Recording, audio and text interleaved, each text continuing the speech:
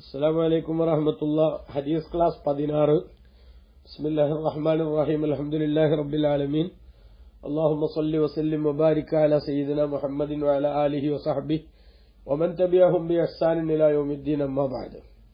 അൻ മുആദ് ബിൻ റിഫാഅത്ത് ബിൻ റാഫിഇൻ അസ്-സുറഖി അൻ അബീഹി വകാന അബൂഹു മിൻ അഹ്ലി ബദർ.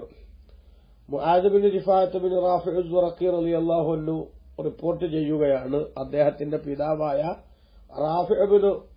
റിഫാഅത്ത് ബിൻ റാഫി റളിയല്ലാഹു അൻഹുവിൽ നിന്ന്. വകാന അബൂഹു, അദ്ദേഹത്തിന്റെ പിതാവായ റിഫാഅത്ത് എന്നവരായിരുന്നു മിൻ അഹ്ലി ബദരി, ബദറിൽ പങ്കെടുത്ത ആൾക്കാരെ കൂട്ടത്തിൽപ്പെട്ട സഹാബിയായിരുന്നു.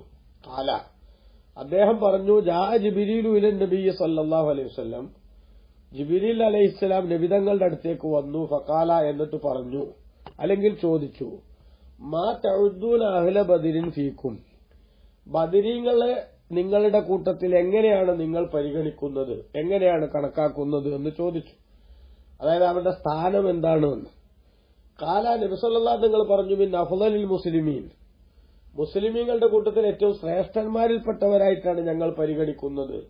സഹാബത്തിന്റെ കൂട്ടത്തിൽ നിന്ന് ഏറ്റവും ശ്രേഷ്ഠതയുള്ളവരുടെ കൂട്ടത്തിലാണ് ബദറിൽ പങ്കെടുത്തവരെ ഞങ്ങൾ പരിഗണിക്കുന്നത് എന്ന് പറഞ്ഞു. ഔ കലിമത്തൻ നഹ്വഹ, അല്ലെങ്കിൽ അതേ ആശയം വരുന്ന മറ്റൊരു വാചകമാണ് പറഞ്ഞത് റസൂലുള്ളാഹ്. ഏതായാലും ഖാല, റിപ്പോർട്ടർ പറയുന്നു, ഖാല ജിബ്രീൽ അലൈഹിസ്സലാം പറഞ്ഞു, വകദാലിക മൻ ഷഹിദ ബദറൻ മിനൽ മലായിക, അപ്രകാരം തന്നെയാണ് മലക്കുകളിൽ നിന്ന് ബദറിൽ പങ്കെടുത്തവരെ ഞങ്ങളും കണക്കാക്കുന്നത്.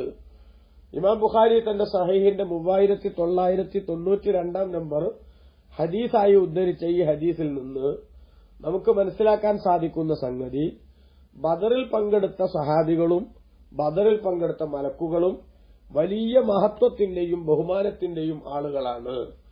അതുകൊണ്ട് തന്നെയാണ് അല്ലാഹു സുബ്ഹാനഹു വ തആല ബദരീങ്ങൾക്ക് വലിയ പ്രത്യേകതയും മഹത്വവും നൽകിയിട്ടുണ്ട്.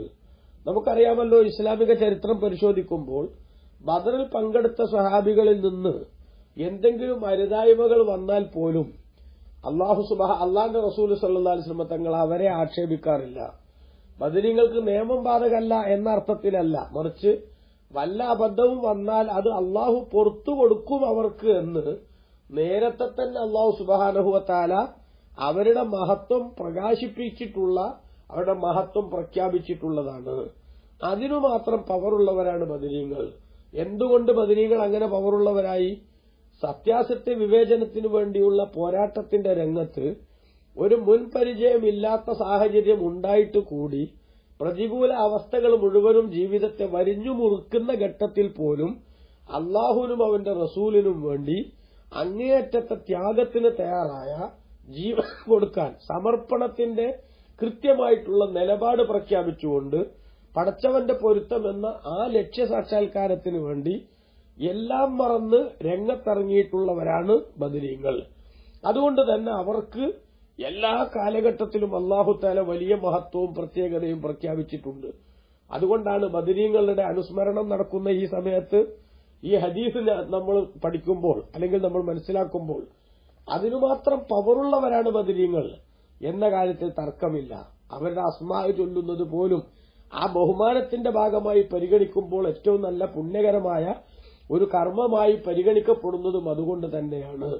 ആ മഹാന്മാരുടെ ബർക്കത്തുകൊണ്ട് അല്ലാഹു തആല നമ്മളെ സാലിഹീങ്ങളിൽ പെടുത്തുമാറാവട്ടെ. ആമീൻ. വസല്ലല്ലാഹു വസല്ലമ വബാറക അലാ സയ്യിദിനാ മുഹമ്മദിൻ വഅലിഹി വസഹ്ബിഹി അജ്മഈൻ.